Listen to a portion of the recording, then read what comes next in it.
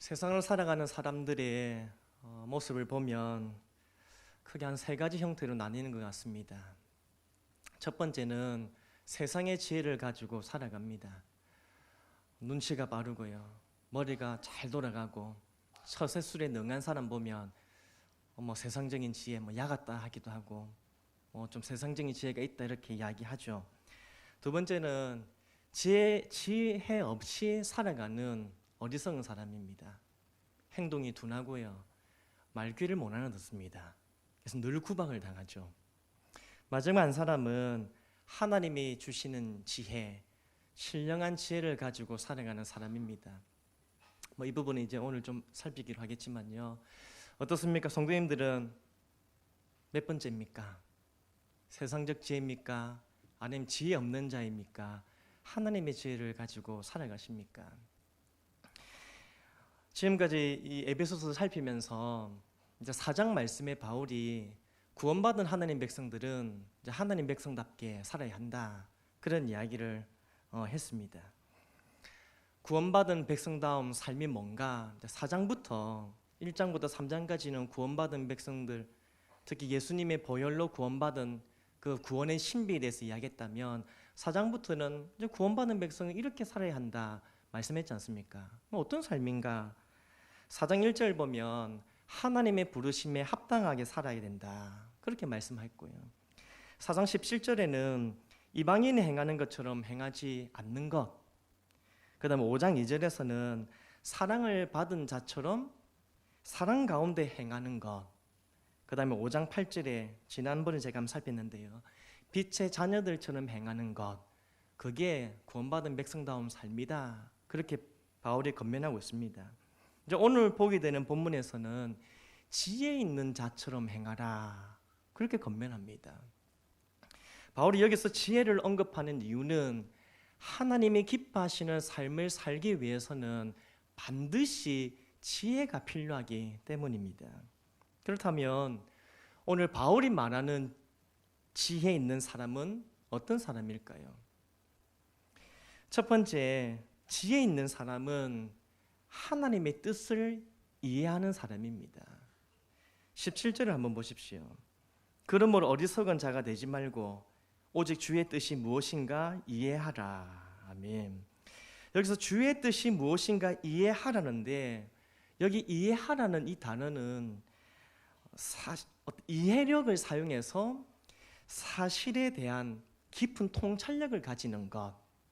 쉽게 말하면요, 주의 뜻을 이해하기 위해서 지속적으로 지적인 노력을 한다는 것을 의미합니다. 그러니까 하나님의 뜻을 깨닫기 위해서, 알기 위해서 지적인 노력을 계속해서 하나님의 뜻을 이해해야 된다, 그 말씀입니다. 그런데 먼저 하나님의 뜻이 뭡니까? 주의 뜻을 이해하라잖아요. 주의 뜻이 무엇입니까? 데살로니가 4장 3절에 보면 이렇게 말씀합니다. 하나님의 뜻은 이것이니 너희의 거룩함이라. 데살로니가 전서 5장 16절에 18절 말씀, 잘 아시는 말씀 함께 읽어봅니다. 시작. 항상 기뻐하라, 쉬지 말고 기도하라, 범사에 감사하라, 이는 그리스도 예수 안에서 너희를 향하신 하나님의 뜻이니라. 아멘. 이 두 구절 보면 하나님의 뜻이 무엇이다 분명히 말씀하고 있습니다. 이것이다, 그렇게 말씀하죠. 하지만 하나님의 뜻은 그것만이 아니라는 겁니다. 하나님의 뜻은 성경 말씀 전체가 하나님의 뜻입니다. 모세의 율법, 그 다음 십계명의 말씀, 그 다음 예수님께서 제자들에게 주시는 사명, 그 가르침들, 그 모든 것이 다 하나님의 뜻이라는 것이죠. 하나님을 사랑하라, 이웃을 사랑하라, 선을 행하라, 거룩하라, 정직히 행하라, 지난번에는 선함과 착함과 의롭게 살아라, 이 모든 것 등등이 하나님의 뜻입니다. 그렇습니다. 우리가 하나님의 뜻을 이해했을 때에 이 하나님의 뜻은 뭔가 하나님께로부터 새로운 음성을 듣는 것이 아닙니다. 다른 사람은 알지 못하는 특별한 것을 듣는 것이 아니라 하나님께서 성경을 통해서 이미 우리에게 말씀하신 이 뜻을 발견하는 것입니다. 이미 하나님께서 우리에게 주신 이 말씀을 잘 알아가는 것이 하나님의 뜻을 아는 것이죠. 따라서 우리가 하나님의 성경 말씀을 아는 만큼 하나님의 뜻을 알게 됩니다. 반대로요, 이 성경, 이 하나님의 말씀을 알지 못한다면, 성경을 모르면 하나님의 뜻을 알 수 없다는 겁니다. 하나님의 뜻을 알고자 한다면서 하나님의 말씀을 가까이 하지 않는다면 하나님의 뜻을 알 수가 없다는 것이죠. 때문에 우리는 하나님의 뜻을 이해하기 위해서, 알기 위해서 우리에게 주신 이 성경 말씀을 더 가까이 하고 배우는 데 힘써야 할 것입니다. 그렇다면 하나님의 뜻이 가득한 이 말씀을 배울 수 있는, 이해할 수 있는 방법이 있는데요, 크게 5가지가 있습니다. 한번 따라해 볼까요? 읽고, 듣고, 연구하고, 암송하고, 묵상한다. 쉽죠? 한 번 더 손가락 펴시면서 읽고, 듣고, 연구하고, 암송하고, 묵상한다. 이렇게 하나님의 말씀을 배우고 주의 뜻을 알아가는 겁니다. 첫째로 읽어야 됩니다. 개인적으로 하나님의 말씀을 부지런히 날마다 읽으라는 겁니다.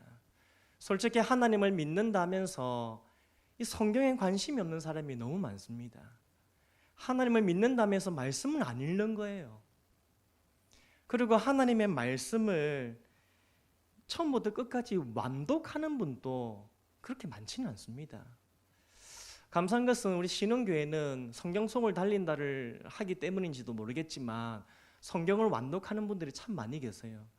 근데 의외로 교회 다니는 분들이 성경을 읽지도 않고 처음부터 끝까지를 다 안 읽습니다.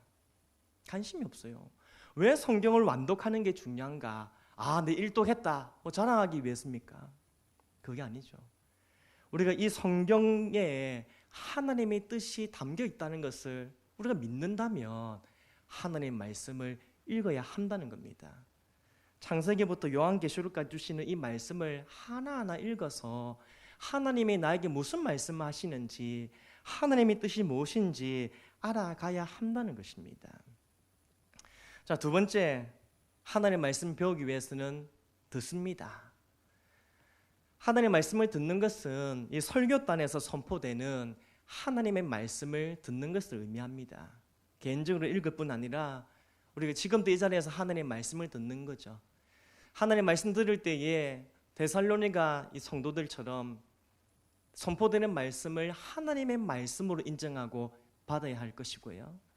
그 다음에 또 베레아 사람들처럼 하나님의 말씀을 들을 때에 간절한 마음으로, 사모하는 마음으로 말씀을 들어야 할 것입니다. 그 다음에 하나님의 말씀을 뭐 한다고요? 읽고 듣고 연구합니다. 개인적으로 하나님의 말씀을 읽어 나갈 때에 참 깨닫기 어렵습니다. 이해가 잘 안 되고 참 많이 어렵죠. 그래서 개인이 연구할 때는 한계가 있기 때문에 성경 공부 모임을 통해서 말씀을 배우는 겁니다. 하나님의 말씀을 조금 더 배우고 연구하고 싶다고 다른 데 나가서 배우면 됩니까? 안 됩니까? 이렇게 해도 가시는 분 계세요. 그 신천지 이런 이단들은 정말 교모하거든요. 그래가지고 이렇게 속여가지고 데려갑니다. 지금 요 다비다 밑에 현수막 붙은 거 보셨습니까? 신천지 10만 명 수료했다고요. 그런 거 보면 저기 뭔가 진짜 있나 이런 마음이 드는 거예요. 특히 말씀에 관심이 있는 분들은 뭔가 채워주지 않는다든지 깨달음이 없으면 다른 데를 찾게 되거든요. 우리 신흥계 성도님들은 다른 데 찾지 마시고 교회에서 개설되는 성경공부 모임에 적극적으로 참여하시길 바랍니다. 지금은 이제 끝났잖아요. 종강했잖아요. 내년에 또 3월 되면 개설될 텐데 정말 열심히 참여하셔서 하나님의 말씀을 배울 수 있기를 바랍니다. 그렇게 참여하면 하나님의 말씀을 더 바르게 알고 풍성히 누릴 수 있는 겁니다. 자, 읽고 듣고 연구하고 암송하는 겁니다. 하나님의 말씀은 그냥 지나치는 게 아닌 거죠. 이 말씀을, 읽은 말씀을 마음에 새기고 늘 생각하는 겁니다. 암송하면 이 말씀이 우리 안에 살아난다는 것이죠. 그 다음 한 가지는 묵상입니다. 묵상은 읊조린다, 그런 의미가 있습니다. 계속 읊조리는 거예요. 그리고 굶주린 사자가 먹잇감을 물어 뜯는다 들어보셨죠? 그래서 말씀을 놓치지 않고 계속 붙드는 겁니다. 그렇게 묵상하면서 하나님의 말씀을 깨달아 알고 삶에 적용하는 것입니다. 이러한 방법으로 우리는 하나님의 말씀을 가까이 하고 주의 뜻을 이해할 수 있는 겁니다. 그런데요, 읽고 듣고 연구하고 암송하고 묵상하는 것 외에 한 가지가 더 필요합니다. 뭘까요? 예? 적용은 묵상에서 했다 치고 기도입니다. 기도. 하나님 뜻을 알고자 하는 자들에게는 반드시 기도가 필요한 거예요. 그냥 읽는다고 듣는다고 깨달아지는 게 아닙니다. 성령의 감동으로 기록된 성경은 하나님이 이 성령의 감동케 하심이 있어야지만 우리가 깨달아 알 수 있는 겁니다. 그래서 우리는 성경을 연구하는 5가지 방법, 읽고 듣고 연구하고 암송하고 묵상하는 이것을 기도로 감싸야 되는 것이죠. 기도로 녹여야 되는 것이고 기도로 적셔야 되는 겁니다. 시편 119편 18절에 시편 기자가 이렇게 기도합니다. 함께 읽어봅니다. 시작. 내 눈을 열어서 주의 율법에서 놀라운 것을 보게 하소서. 이렇게 기도하는 거예요. 내 눈을 열어달라고. 에베소서 1장 17절 말씀인데요, 바울이 이렇게 기도합니다. 시작. 우리 주 예수 그리스도의 하나님 영광의 아버지께서 지혜와 계시의 영을 너에게 주사 하나님을 알게 하시고, 에베소 성도들을 위해서 바울이 이 기도를 하는 겁니다. 하나님께서 지혜와 계시의 정신, 성령의 감동과 깨달음을 주셔서 하나님을 알아가도록, 구원의 신비를 알아가도록, 주의 뜻을 알아가도록 하기를 바란다. 그렇게 기도하는 것입니다. 따라서 성령께서 우리의 영안을 지금도 열어주시면, 감동케 하시면 우리가 읽고 듣고 연구하고 암송하고 묵상한 이 말씀이 더 풍성하게 우리에게 다가오고, 또 그것을 통해서 주의 뜻을 더욱 잘 깨닫게 되고 알아가게 되는 줄 믿습니다. 그런데요, 하나님의 말씀, 이 하나님의 뜻을 우리가 꼭 알아야 됩니까? 하나님의 뜻 아는 게 그렇게 중요합니까? 그냥 좀 살아가면 안 됩니까? 안 되죠. 하나님의 말씀, 이 하나님의 뜻을 알아가는 것이 얼마나 중요한지 한번 보십시오. 어떤 사람이 열정이 넘치는데요, 지혜가 부족합니다. 열정은 가득합니다. 근데 지혜가 좀 부족해요. 뭔가 계획을 많이 세웁니다. 어찌 보면 좋은 의견도 막 내놓습니다. 그리고 자기가 낸 그 계획, 세운 계획과 의견을 이루기 위해서 정말 판을 걷어붙이고 막 열심히 노력합니다. 열정적으로 수고하고 헌신합니다. 근데 안타깝게도 그것이 하나님의 뜻과 맞지 않는 거예요. 열심히 한다고 하지만 하나님의 뜻과는 어긋나고, 사람들에게 피해를 주기도 하고 공동체의 화합을 깨뜨리기도 합니다.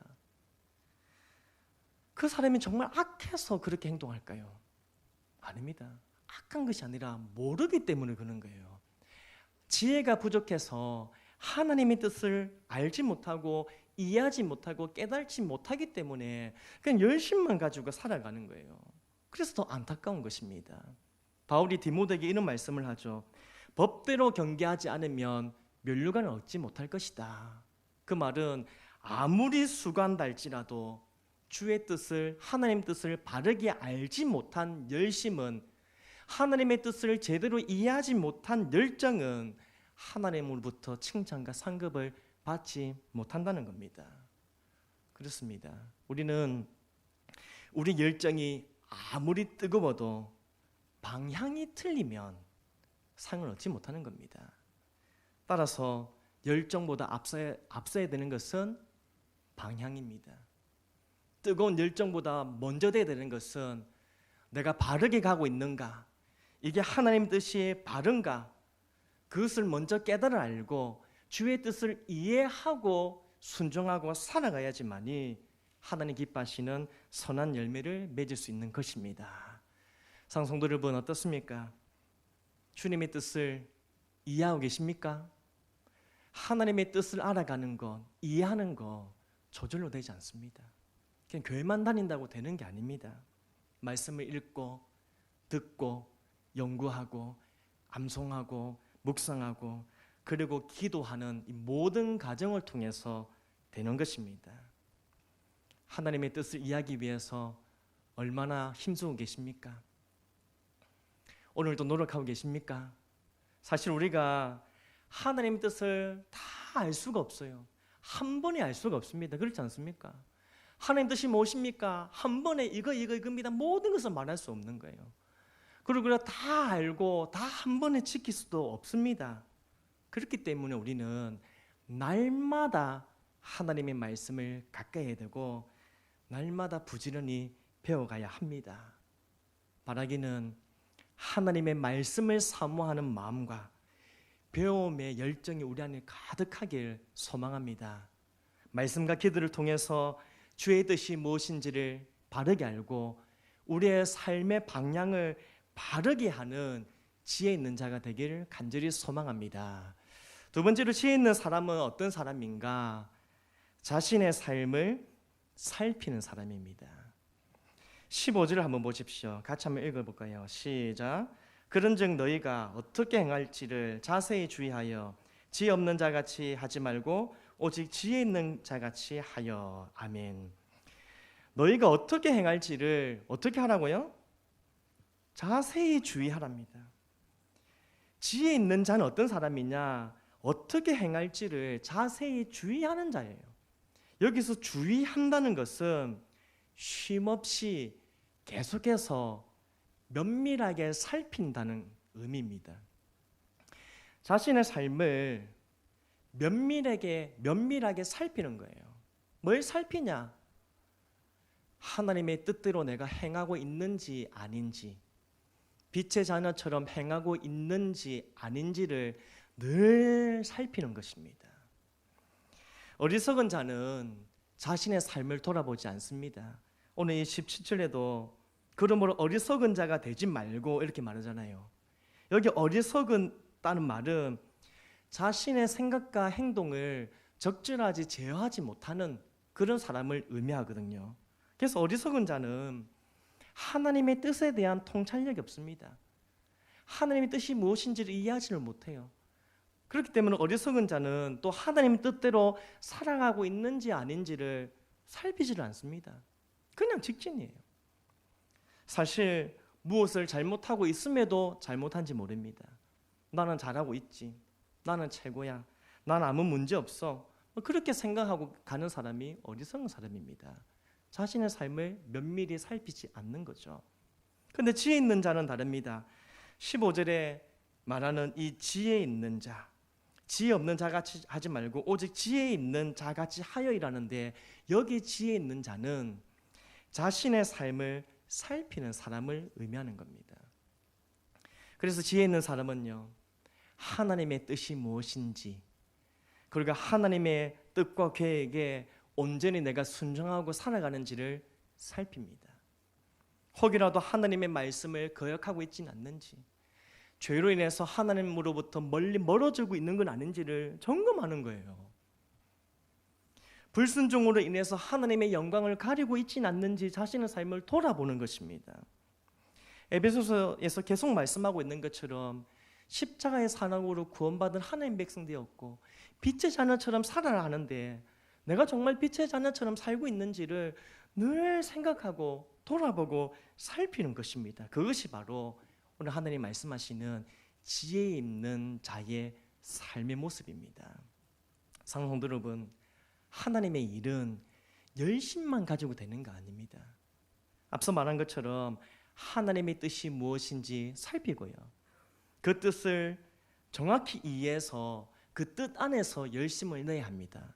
그리고요, 그 뜻을 행할 때 처음에도 하나님 뜻대로 살아가지만 중간중간에도 자신을 살피는 거예요. 그냥 직진만 하고 있는 것이 아니라 중간중간 자신의 삶을 살피면서 혹시라도 내가 하나님의 뜻에서 조금 멀어지지 않았는지, 하나님의 뜻을 어기진 않았는지, 말하는 것이나 행동하는 것이나 생각하는 것이나 삶의 목적이나 방향이나 이것이 하나님 뜻에 맞지 않지는 않는지, 그것을 늘 돌아보는 것입니다. 매사에 둔한 사람이 있는 반면 매사 예민한 사람이 있죠. 예민한 사람들은 음식을 먹는 것도 좀 가더랍고 옷을 입는 것도 좀 그렇고요. 뭐 일하는 것도 너무 예민하고 뭐 꼼꼼합니다. 그런 사람을 보면 솔직히 좀 피곤하잖아요. 자기도 피곤하고 다른 사람들도 힘들게 합니다. 하지만 우리가 하나님의 뜻을 따를 때에는 예민해야 합니다. 다른 것은 몰라도요. 다른 것은 둔감할지라도 조금 둔감할 수 있을지라도 하나님의 뜻을 발견하고 하나님의 뜻을 따르는 일에는 영적으로 더욱 민감해야 되는 거예요. 예민하게 민감하게 반응해야 하는 것입니다. 하나님 뜻이 무엇인지, 하나님 뜻대로 내가 살아가고 있는지를 더 민감하게 자신을 살펴야 하는 것입니다. 그래야지 혹이라도 하나님의 뜻으로부터 멀리 떨어졌다면 다시 돌아올 수 있는 거예요. 그렇게 해야지만이 다시 우리가 죄악된 길에서 회개함으로 돌이켜 하나님이 기뻐하시는 길을 갈 수 있는 것입니다. 상손 여러분 어떻습니까?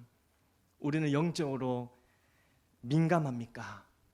하나님의 주신 지혜로 자신의 삶을 깊이 통찰하며 살피고 있습니까?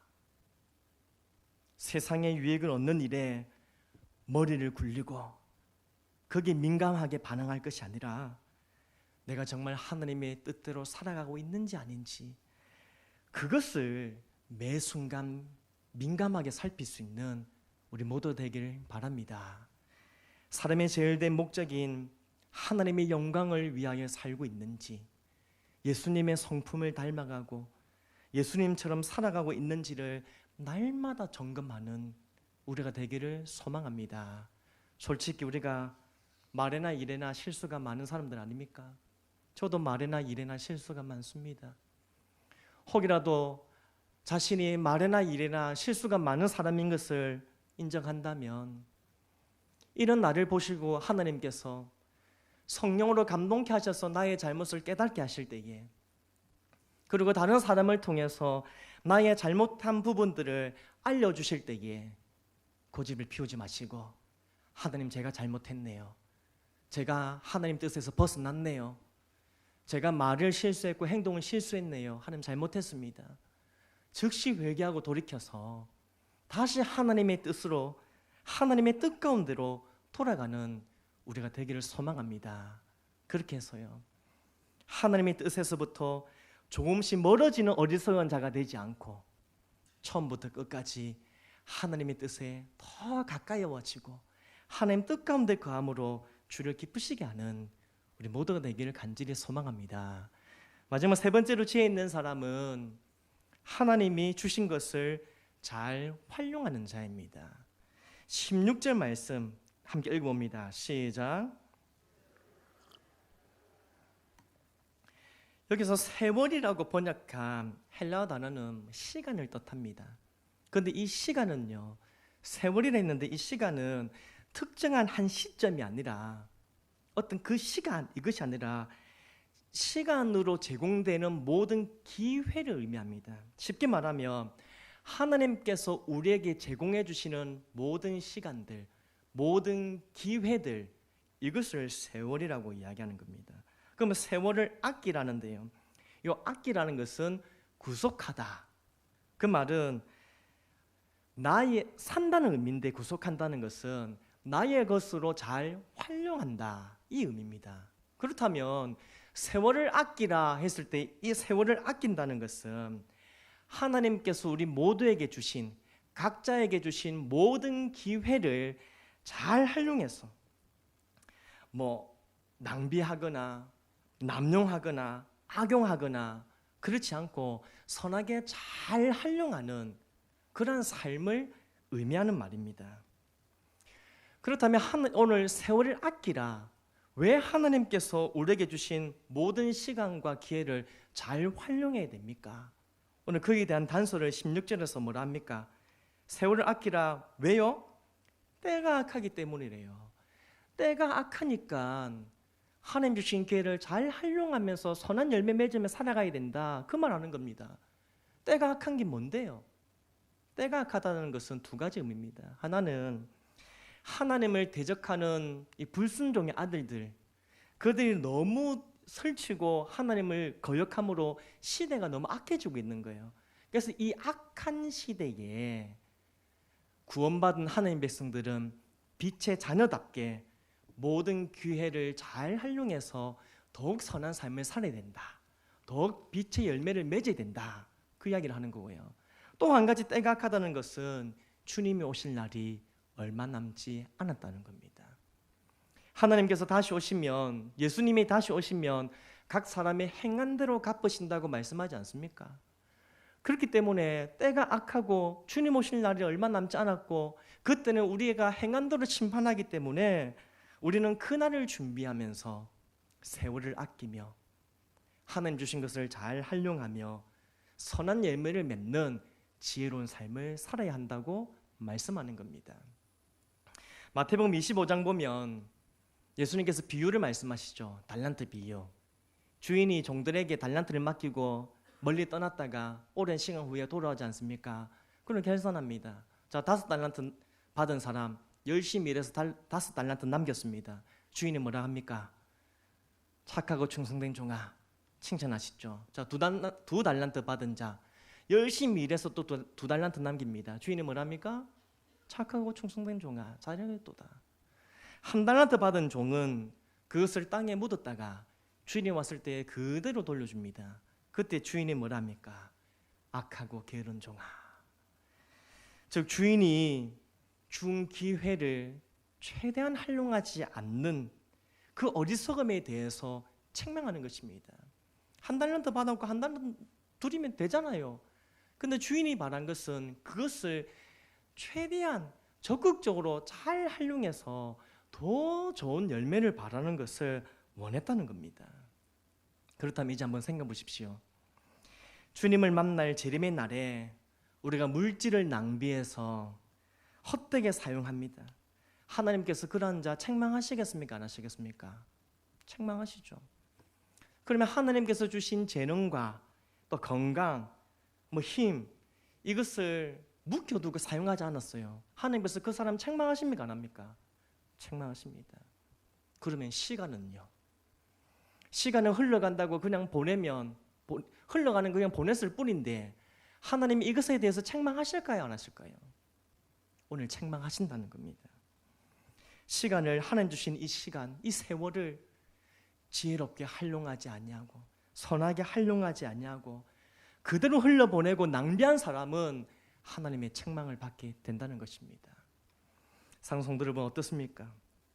우리는 세월을 아끼며 하나님이 주신 모든 기회를 잘 활용하고 있으십니까? 시간, 물질, 재능 무엇이든 하나님 주신 거 잘 활용해서 지금도 선한 열매를 맺어가고 계십니까? 자신 한번 돌아보십시오. 혹시라도 너무 많은 잠을 자고 계신 것은 아닙니까? 예. 아니면 드라마에 요즘에 좀 빠져가지고 너무 TV 보는 일에 시간을 너무 많이 보내는 건 아닙니까? 우리 학생들이나 젊은 사람들은 스마트폰 게임을 너무 많이 하는데요. 그냥 그 핸드폰 게임에 그냥 빠져가지고 시간을 보내고 있지는 않습니까? 쇼핑한다고, 운동한다고, 취미생활 한다고 그런 일에 너무 많은 시간을 보내고 있진 않습니까? 잠을 자고 휴식하는 것 사실 필요합니다. 좀 스트레스 받으면 그것을 풀기 위해서 좀 휴식하는 거 정말 필요합니다. 해야 합니다. 여가생활도 필요합니다. 하지만 아무런 계획 없이 절제하지 못하고 너무 많은 시간을 헛되게 낭비하는 지혜롭지 못한 행동은 하나님의 인정을 받을 수 없다는 겁니다. 어느 한 노인이 자기의 80년의 인생을 시간으로 한번 계산해 봤다고 합니다. 80년의 인생을 시간으로 계산해 봤어요. 한번 들어보십시오. 계산하니까 이렇게 나왔습니다. 잠자는 데 걸린 시간 26년, 80년의 인생을 돌아본 거예요. 일하는 데 걸린 시간 21년, 식사하는 데 6년, 남의 약속 안 지켜서 기다린 시간 5년, 불안으로 혼자 낭비한 시간 5년, 세수하는데 228일, 넥타이 착용하는데 18일, 담배 불 붙이는데 12일, 아이들과 노는데 26일. 그리고 계산해 보니까 자신의 인생에서 가장 행복했던 시간은 불과 46시간밖에 없었다고 합니다. 이 노인은 지나간 자신의 삶을 돌아보면서 무심코 보낸 시간들이 너무 많았다는 거예요. 생각지도 않은 사이에 시간은 다 흘러가 버리고 이제 자신은 시간을 다 흘려보낸 뒤에 죽음의 문턱 앞에 서 있다는 겁니다. 무슨 말을 하는 것입니까? 하나님 뜻을 이해하지 못하고 삶의 목적을 바르게 세우지 않으면 하나님 주시는 물질, 건강, 재능, 그리고 이 시간을 헛되이 낭비하다가 우리 인생을 망함하게 된다는 겁니다. 생각 없이 살면, 하나님 뜻을 무엇인지 이해하지 못하고 계획하지 않고 그렇게 기도하며 살아가지 않으면 헛된 세월을 살다가 그냥 주님 앞에 서게 된다는 겁니다. 말씀 맺겠습니다. 상성도 여러분, 삶의 목적이 없는 사람은 그냥 살아갑니다. 그냥 특별한 욕심도 없고 의식주 문제만 해결되면 그냥 뭐 좋다 생각하고 그냥 살아갑니다. 그런데요, 어떤 사람들은 뚜렷한 목적을 가지고 살아갑니다. 더 잘 되고, 더 크게 성공하고, 더 잘 먹고 잘 살고, 더 멋지게 살기 위해서 시간을 아끼고 수고를 마다하지 않고 고군분투하며 열심히 살아갑니다. 그런데 구원받은 성도는 이러한 삶을 초월하는, 이러한 삶의 목표와는 차원이 다른 그런 삶을 살아야 한다는 겁니다. 뚜렷한 목적으로 살아가는 이 사람 얼마나 멋집니까? 하지만 구원받은 성도들은 이 수준을 넘어가야 한다는 것입니다. 어떻게 해요? 예수님께서는 요한복음 5장 34절에 이렇게 말씀합니다. 나의 양식은 나를 보내신 이의 뜻을 행하며 그 일을 온전히 이루는 것이라. 아멘. 예수님이 추구하신 목적은 세상 양식과 세상 성공을 얻는 것이 아니라 하나님의 뜻을 이루는 것, 그것이 자신의 삶의 기쁨이고 만족이고 삶의 목적이었다는 겁니다. 바울은 고린도전서 10장 31절에서 그런즉 너희가 먹든지 마시든지 무엇을 하든지 다 어떻게 하라고요? 하나님의 영광을 위하여 하라. 바울도 우리의 삶의 목적이 무엇인지 분명히 말해주고 있습니다. 그렇습니다. 하나님의 백성들은 이전보다 더 잘 먹고 잘 살고 배부르고 등 따시며 만족하는 그런 인생으로 끝나서는 안 됩니다. 하나님의 영광을 구하고 하나님의 뜻을 이루어드리고 하나님을 기쁘시게 드리는 삶을 우리의 평생의 삶의 목적을 두고 살아야 할 줄 믿습니다. 때가 악합니다. 주님 오신 날이 얼마 남지 않았습니다. 이런 때에 하나님의 말씀을 통해서, 기도를 통해서 주의 뜻이 무엇인지를 이해하시고 하나님 기뻐하시는 삶의 계획을 세우시고 또 하나님 주시는 시간과 물질, 재능 모든 것을 하나님 기뻐하신 일에 적극적으로 최대한도로 잘 활용하는 우리 모두 되기를 간절히 소망합니다. 그렇게 해서요, 하나님께는 영광이고 그리고 다른 사람들에게는 덕을 끼치고 자신의 삶에도 유익을 가져오는 그런 복된 인생을 사시길 주님의 이름으로 축복합니다.